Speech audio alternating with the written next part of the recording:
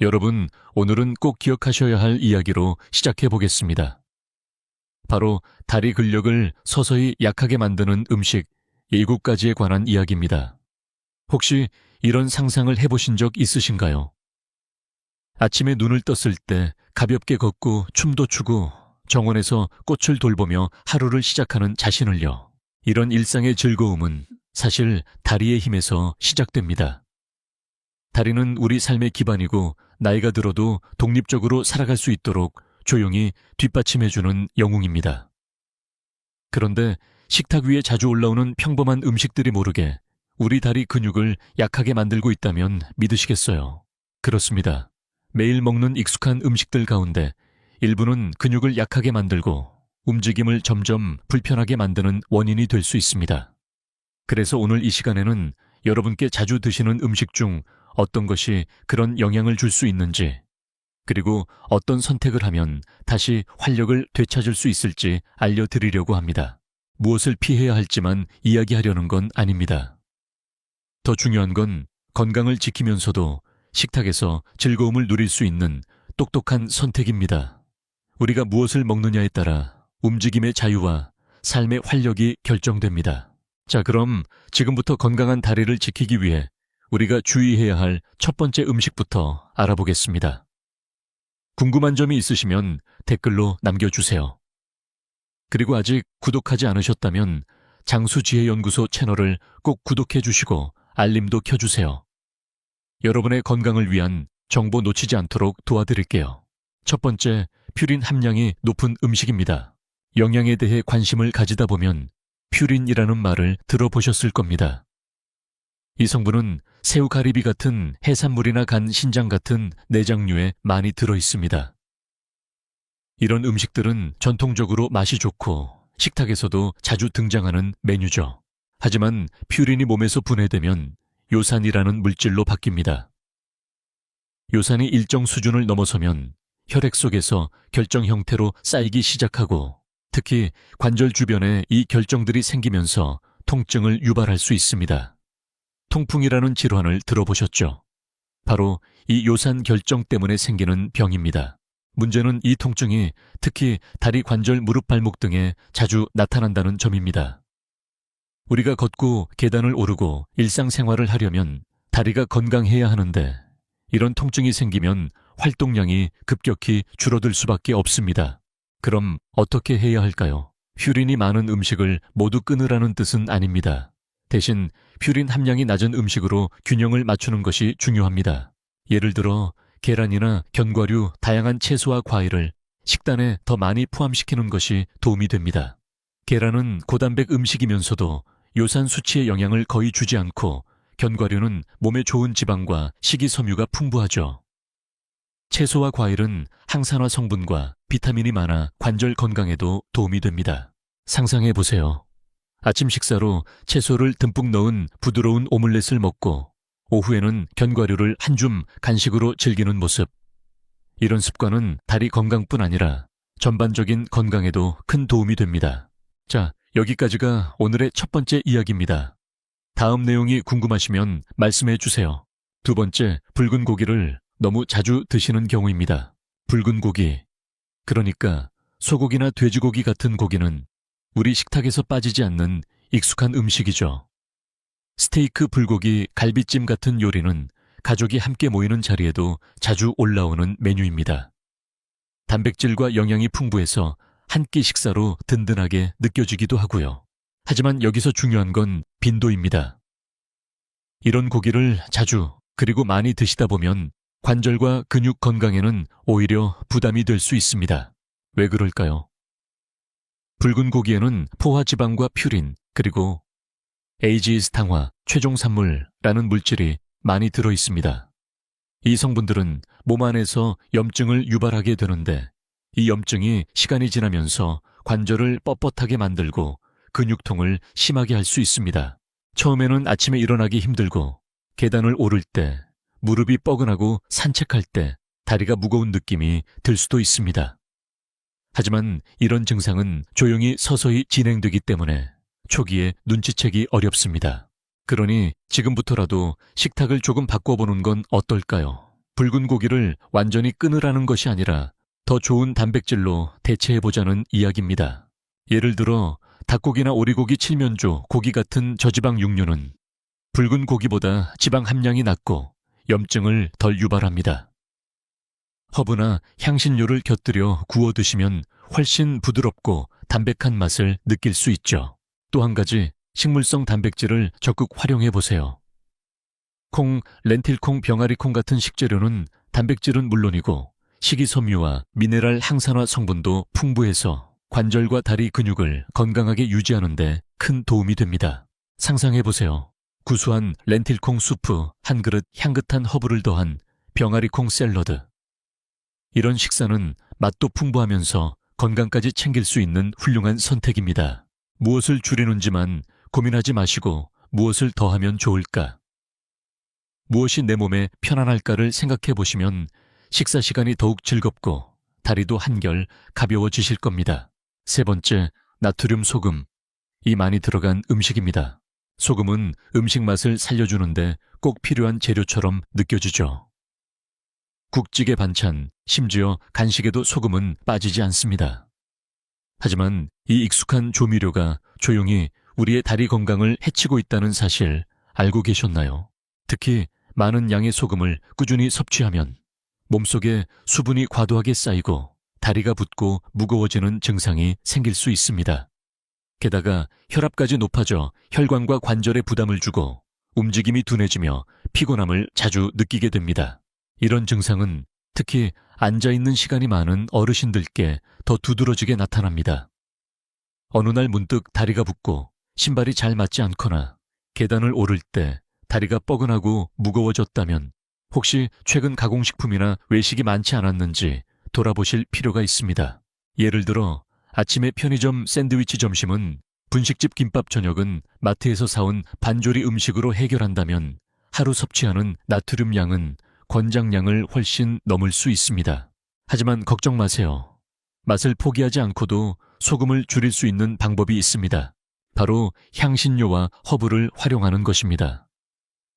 소금 대신 로즈마리, 바질, 깨집, 파슬리 혹은 레몬즙, 참기름, 들기름 등 자연에서 온 향을 더하면 음식의 풍미는 그대로 살리면서도 건강한 맛을 낼 수 있습니다. 예를 들어 레몬즙을 살짝 뿌린 샐러드, 들기름 한 방울을 넣은 나물무침, 로즈마리와 올리브유로 구운 닭가슴살 등은 맛과 건강을 모두 챙길 수 있는 좋은 선택입니다. 무엇보다 과도한 나트륨 섭취를 줄이면 다리 붓기가 줄고 혈압도 점차 안정되며 움직임이 훨씬 편안해지는 변화를 직접 느끼실 수 있을 겁니다. 소금이 전부가 아닙니다. 음식 본연의 맛, 자연의 향을 즐겨보세요. 그것이 건강을 위한 가장 따뜻한 첫걸음이 될 수 있습니다. 네 번째, 튀긴 음식입니다. 겉은 바삭하고 속은 촉촉한 튀김. 요리 보기만 해도 입맛을 돋우는 음식들이죠. 감자튀김, 치킨 도넛처럼 겉은 노릇하고 바삭한 음식은 한 입 먹는 순간 기분이 좋아지는 맛이 있습니다. 하지만 이런 음식들이 우리 몸, 특히 관절과 다리 근육에 어떤 영향을 주는지도 함께 생각해 보셔야 합니다. 튀긴 음식은 대부분 트랜스 지방이 많이 들어있는 기름으로 조리됩니다. 이 기름은 맛을 내기엔 좋지만 몸속에서 염증을 일으키고 혈액순환을 방해하는 주요 원인 중 하나입니다. 한 번쯤 이런 경험 있으시죠? 기름진 음식을 먹고 나면 몸이 무겁고 소화도 더디며 다리까지 축 처지는 느낌. 그건 단순한 포만감이 아니라 몸이 이건 좀 힘들어요 하고 보내는 신호입니다. 그렇다면 포기해야 할까요? 그럴 필요는 없습니다. 조리 방법을 바꾸기만 해도 똑같이 바삭하고 맛있는 음식을 더 건강하게 드실 수 있습니다.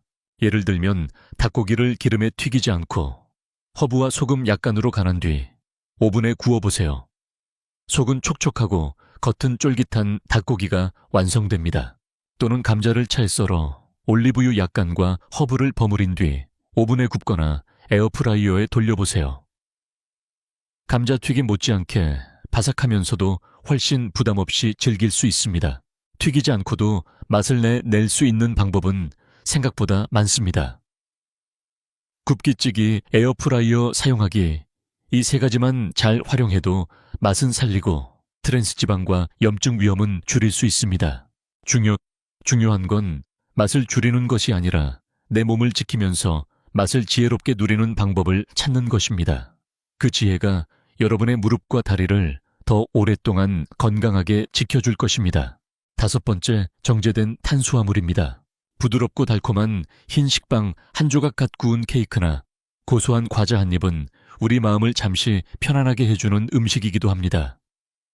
누구에게나 익숙하고 위로처럼 느껴지기도 하죠. 하지만 이 정제된 탄수화물들이 우리 몸에서 어떤 반응을 일으키는지는 꼭 알고 계셔야 합니다. 흰빵, 흰쌀, 과자, 케이크 등은 소화가 매우 빨라서 몸속에서 곧바로 혈당으로 바뀝니다. 혈당이 급격히 올라가면 우리 몸은 이를 조절하기 위해 인슐린이라는 호르몬을 대량으로 분비하게 됩니다. 문제는 이렇게 급격하게 올라간 혈당은 곧 다시 급격하게 떨어진다는 점입니다. 이 과정에서 몸은 피로감을 느끼고 에너지 기복이 심해지며 조금만 움직여도 지치고 다리에 힘이 빠지는 느낌이 들 수 있습니다. 게다가 혈당의 반복적인 상승과 하강은 우리 몸에 만성적인 염증을 유발하고 오랜 시간에 걸쳐 근육 조직을 약하게 만들며 관절에도 부담을 줄 수 있습니다. 그렇다면 어떻게 해야 할까요? 정답은 끊기가 아니라 바꾸기입니다.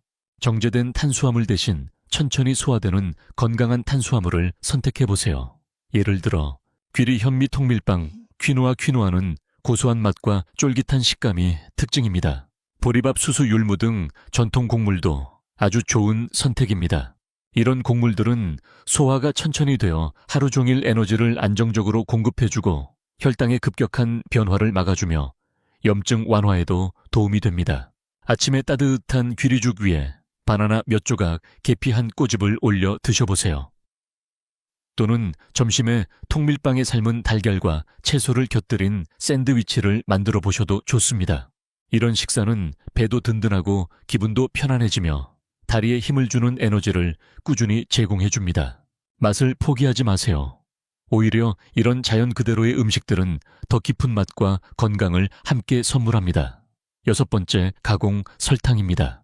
달콤한 초콜릿 한 조각, 폭신하고 부드러운 도넛 혹은 진한 케이크 한 입. 이런 음식은 짧은 순간 우리에게 큰 즐거움을 주죠. 기분이 가라앉을 때, 스트레스를 받을 때 자연스레 손이 가기도 합니다. 그런데 이렇게 즐겁게 느껴지는 단 음식들 속에는 가공된 설탕, 즉 정제된 당분이 숨어 있습니다. 이 정제당은 몸속에서 빠르게 흡수되어 혈당을 급격히 높이고 그에 따라 인슐린 수치를 갑자기 올립니다. 문제는 여기서 끝나지 않습니다. 갑작스럽게 올라간 인슐린 수치는 곧이어 급격히 떨어지면서 피로감, 무기력, 집중력, 저하 등을 유발하게 되며 특히 다리 근육의 회복과 유지에도 악영향을 미치게 됩니다. 뿐만 아니라 지속적으로 가공 설탕을 섭취하면 체중이 늘고 특히 복부 비만이 생기기 쉽습니다. 배에 지방이 쌓이면 몸의 균형이 깨지고 다리와 관절에 더 많은 하중이 걸리게 되어 걷거나 계단을 오르는 것도 점점 힘들어집니다. 그렇다고 단맛 자체를 멀리하실 필요는 없습니다. 인생은 달콤해야 하니까요. 다만 좀 더 자연스러운 단맛으로 바꿔보는 건 어떠실까요? 예를 들어 사과배, 포도, 블루베리 같은 자연 과일은 단맛도 충분하고 식이섬유와 항산화 성분도 함께 들어있어 건강에 훨씬 좋습니다. 꿀이나 메이플 시럽처럼 자연 유래 감미료를 소량만 사용해도 충분히 만족스러운 단맛을 낼 수 있습니다. 예를 들어 플레인 요거트에 꿀 한 작은 술과 바나나를 곁들이면 설탕 가득한 디저트 못지않게 달콤하고 건강한 간식이 됩니다. 또는 오트밀에 계피와 메이플 시럽을 살짝 넣으면 아침부터 기분이 좋아지는 든든한 식사가 될 수 있죠. 작은 변화지만 이렇게 단맛의 질을 바꾸는 것만으로도 몸은 훨씬 가볍고 편안하게 반응하기 시작합니다. 그리고 그 변화는 다리 건강에도 분명하게 나타납니다. 7번째, 가공육입니다. 햄, 소시지, 베이컨. 편하고 맛있고 익숙한 음식들이죠. 냉장고에 하나쯤은 항상 들어있는 식재료이기도 합니다. 바쁠 땐 간단하게 데워 먹을 수 있고 맛도 진해서 자꾸 손이 갑니다. 하지만 이 편리함 뒤에는 조용한 위험이 숨어 있습니다. 가공육에는 보통 매우 높은 양의 소금 나트륨과 함께 질산염, 아질산염 같은 보존제가 다량 포함되어 있습니다. 이런 성분들은 혈압을 높이고 몸속의 염증 반응을 지속적으로 유발합니다. 그 결과 혈액순환이 느려지고 다리 근육에 필요한 산소와 영양이 충분히 전달되지 않게 됩니다. 이런 상태가 계속되면 근육이 점점 약해지고 활동량도 줄어들게 되는 것이죠. 또한 일부 보존제는 체내에서 분해되며 만성적인 질환 위험까지 증가시킨다는 연구들도 있습니다. 무심코 먹었던 가공육이 우리의 건강과 움직임에 이렇게 큰 영향을 미칠 수 있다는 사실 꼭 기억해 주세요. 그렇다면 대안은 무엇일까요? 다행히도 선택지는 얼마든지 있습니다. 첫 번째는 가공되지 않은 생고기를 선택하는 것입니다. 같은 돼지고기나 소고기라도 직접 구입해서 손질하고 조리하면 보존제나 과도한 염분 없이도 건강하고 맛있게 즐길 수 있습니다. 두 번째는 식물성 단백질을 다양하게 활용해 보는 것입니다. 두부, 유부콩, 병아리콩, 렌틸콩, 템페 등은 단백질이 풍부하면서도 포화지방이 적고 소화도 편안하고 항산화 작용도 해줍니다. 예를 들어 두부를 바삭하게 구워 간장 소스를 곁들이면 훌륭한 단백질 반찬이 되고, 템페는 볶음 요리나 샐러드에 넣으면 고소한 맛과 함께 근육 건강에도 도움이 됩니다. 직접 고르고 직접 조리하는 음식에는 우리 몸을 위한 진심이 담깁니다. 그 마음이 쌓이면 무릎은 더 가볍고 다리는 더 힘있게 살아날 수 있습니다. 여러분, 우리가 매일 선택하는 음식은 단순히 배를 채우는 데서 그치지 않습니다. 그 음식은 우리 몸 전체를 움직이게 하는 연료가 되고, 나이가 들수록 더 소중한 다리의 힘과 삶의 활력에 직접적인 영향을 미칩니다. 그러니 어떤 음식을 줄이고 어떤 음식을 더 가까이 해야 할지는 단순한 식단 조절이 아니라 우리 삶을 더 자유롭고 기쁘게 살아가기 위한 선택입니다. 전권 가꾸기, 손주들과 함께 걷는 산책길, 공원에서 느릿하게 즐기는 봄바람. 이런 하루하루를 불편함 없이 누릴 수 있다는 것, 그 자체가 얼마나 큰 선물인지 우리는 잘 알고 있습니다. 그리고 그 선물은 멀리 있지 않습니다. 바로 오늘 식탁 위장을 보는 순간 냄비에 들어가는 첫 재료에서 시작됩니다. 지금부터 시작해보세요. 신선한 채소와 과일, 잡곡과 통곡물, 자연 단백질과 건강한 지방, 그리고 소금과 설탕 대신 향신료와 허브로 만든 따뜻한 음식. 이 모든 것들이 여러분의 몸에 말을 걸어줄 겁니다. 괜찮아지고 있어요. 다시 힘이 돌아오고 있어요. 그리고 그 변화를 느끼신다면 주저하지 마시고 여러분의 이야기를 댓글로 남겨주세요. 그 경험은 다른 분들에게 큰 용기와 영감이 될 수 있습니다. 혹시 궁금하신 점이나 나누고 싶은 이야기가 있다면 언제든 댓글로 말씀해 주세요. 여러분의 목소리를 기다리고 있습니다. 그리고 아직 구독하지 않으셨다면 장수지혜연구소 채널을 구독하시고 알림도 켜주세요. 건강하게 오래 사는 길, 우리 함께 걸어갈 수 있도록 늘 곁에서 도와드리겠습니다. 여러분은 혼자가 아닙니다. 오늘도 건강하게 따뜻하게 보내시길 바랍니다. 세워지운 드림.